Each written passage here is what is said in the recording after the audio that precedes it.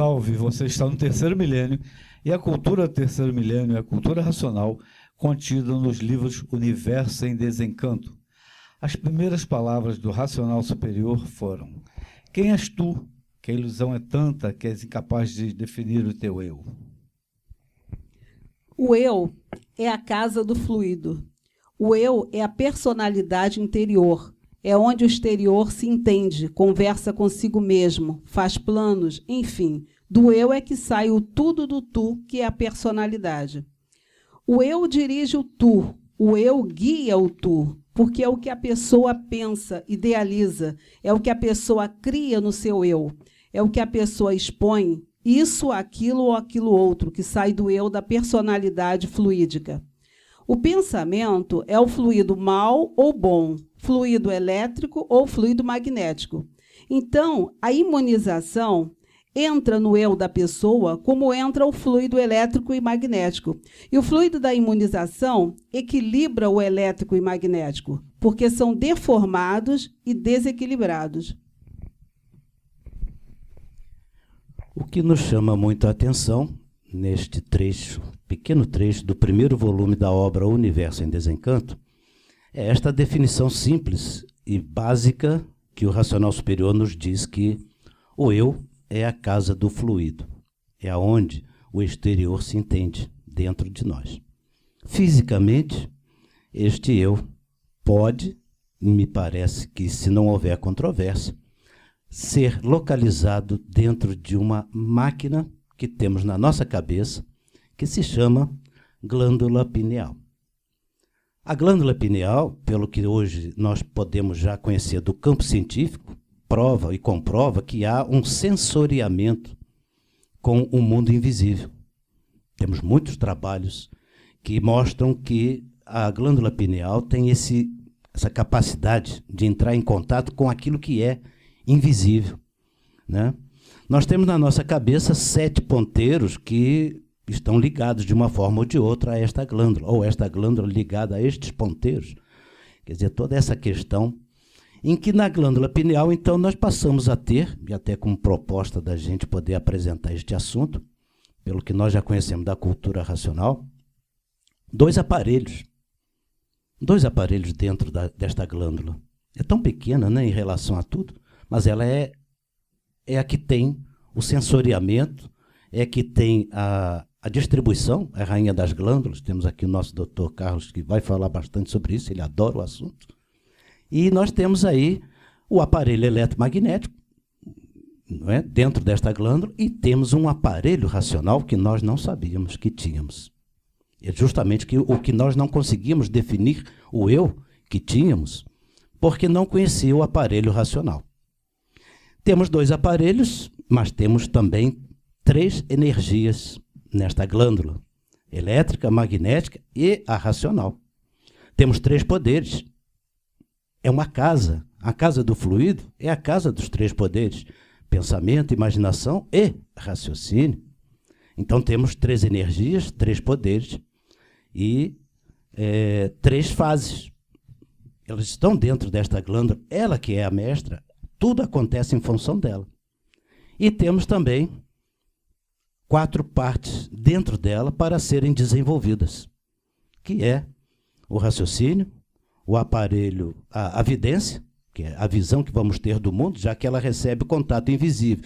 Todas as comunicações vão para dentro dela, ela também vai poder ver, a vidência racional, o aparelho racional que está dentro desta glândula e a desmaterialização da energia, que é a 4ª parte a ser desenvolvida. O objetivo da cultura racional fundamental é esse: desmaterializar a energia que ficou materializada em forma de máquina do raciocínio. Então, na glândula pineal está a definição do eu e como que o nosso todo aparente funciona, mas nós não sabíamos definir. Por isso é que a fase de espiritualização foi uma fase de preparação, de lapidação, pensando e imaginando, para chegarmos à fase do terceiro milênio. Então agora sim que a nossa glândula pineal começa a trabalhar com 3 energias, 3 mecânicas, esqueci de citar que são 3 mecânicas, 3 energias, 3 mecânicas, três poderes: o poder do bem e do mal e o poder de cima. Não é? As três energias elétrica, magnética, racional e as três mecânicas: mecânica material, a mecânica celeste e a mecânica racional. Então nós temos aí a sequência: 2 aparelhos, as três mecânicas, 3 energias, 3 poderes e as 4 partes a serem desenvolvidas, e tudo isso numa glândula pineal. Claro que está no istmo do mesencéfalo, esta glândula, e ela se comunica com todo o equipamento que está no nosso cérebro, na nossa cabeça. E por isso na nossa cabeça nós temos estes 7 ponteiros: 2 olhos, 2 narizes, a boca e... Está faltando 2 narizes, a boca, e 2 olhos e 2 ouvidos. Esqueci dos ouvidos. Então, estão aí os 7 ponteiros que nos fazem a comunicação com o mundo exterior, processam, levam para dentro da glândula pineal, onde se assenta... Pode falar, doutor Carlos, eu adoro se isso. assenta uma alma racional para aprender ou participar do comando, né? Aprender se ainda está subdesenvolvido. Ainda animal racional não se conhece, está vivenciando, experienciando e aprendendo, né? Quando chega o terceiro milênio, a glândula pineal abre um outro estágio e aí a pessoa passa a se conhecer. Não adianta aquele velho ditado também lá da Grécia Antiga, né? Só sei que nada sei, aprende a vida inteira como um animal racional. Só o racional superior tem a resposta. A pessoa tem que aprender a se conhecer. Aí chega no final da vida, já ligado, é avisado antes e sabe que não volta mais a nascer aqui nesse segundo mundo. Mas a pergunta primeira é: quem és tu? E a resposta é: quem é o eu? Né? Tem o tu, que é o todo do corpo. A gente aprende logo no primeiro volume, né, que é o infante, está materializado. E o eu é a parte da mente, está na áurea. A áurea que persiste após o corpo ir para o desmanche de ferro velho de carro humano. Agora, nessa mente, nessa áurea, tem o trono. O trono, isso é René Descartes. O trono da mente é a glândula pineal, onde está uma alma racional assentada. Agora, isso, a base é a psicofísica antecede ao espermatozoide encontrar com o óvulo e começar a fabricação da máquina humana, assim como persiste após ser desligada essa máquina. E a glândula pineal, os irracionais também têm, só que ela está presa no eixo magnético da Terra. A prova são as procelárias, aves de migração, os peixes que nascem num rio e 2 anos depois voltam àquele mesmo rio aonde nasceram para a procriação. Eles têm um mapa geomagnético e a glândula pineal é a bússola deles, ligada só na energia magnética. Na energia elétrica, o animal racional só progredia na matéria, a mesma glândula pineal. Aí o terceiro estágio, agora no terceiro milênio, né, com a energia racional comandando a natureza, um fator sobrenatural agindo sobre tudo e sobre todos. Isso é a fase racional do terceiro milênio. Então a natureza está desenvolvendo essa potencialidade que todos têm glândula pineal, todos são filhos legítimos de Deus por isso, né? Mas filhos naturais da natureza porque tivemos que fabricar um infante e ser um vivente sem conhecimento de si mesmo, e agora nós estamos cientes que somos habitantes do mundo racional fora do nosso habitat natural. E tem muita coisa que funciona através dela. A principal delas, que a gente também não tinha o domínio do conhecimento, talvez a gente precise de fazer mais uns 2 ou 3 vídeos sobre este assunto, que tem muita explicação, é a reprodução. A reprodução dos seres depende da glândula pineal. Porque tem uma frase no livro Universo em Desencanto que diz assim: todos são filhos e irmãos. Então, se o eu é a casa do fluido, nós temos que verificar como que o irmão chega na sua casa, que no caso é o seu aparelho, para plantar as sementes que ele vai nascer. Porque nós temos as 3 mecânicas, né? Como eu falei. Na glândula pineal temos as 3 mecânicas. Mas eu acredito que esse assunto pode ser enriquecido de um outro vídeo, ou se não, tratamos dele agora, mas é uma coisa muito interessante. aonde se assenta esta mente, tudo acontece aqui. O exterior se entende. Então, a riqueza de informações, de potencialidades com as informações que a cultura racional nos dá a respeito dessas mecânicas, porque a mecânica celeste, que está dentro da nossa glândula pineal, é a mecânica pela qual o nosso irmão vai produzir as suas sementes. E aí entra muito uma ligação especial que, por ser o sétimo chácara, na verdade é o primeiro, o sétimo é o que está embaixo, onde está o órgão sexual reprodutor. Não é isso, doutor Carlos? O órgão genital da cabeça. Textualmente, na obra Universo em Desencanto, o racional superior tem essa expressão. Então é lá que começa a vida do irmão? Os cientistas achavam que a glândula pineal era um órgão vestigial, ou seja, não davam importância, né? É um troço de menos importância. E a única coisa que eles davam valor é que era um despertador da puberdade. Era só para isso que servia a glândula pineal, né? Exatamente, a inseminação que a energia faz pela mecânica racional, usando a mecânica celeste, de produzir uma infinidade de sementes. Vamos ver qual que germina. Por isso é que pode ter filho à vontade, né? Mas não são filhos, são irmãos. Porque nós não sabíamos. Aí são as singularidades da glândula pineal. Não tem duas glândulas pineais iguais. Todos, cada um tem a sua, diferente um do outro. Corresponde, como se fosse impressão digital, né? Que é uma coisa da individualidade. E ela é pequeníssima, 200 miligramas, 10 milímetros o comprimento.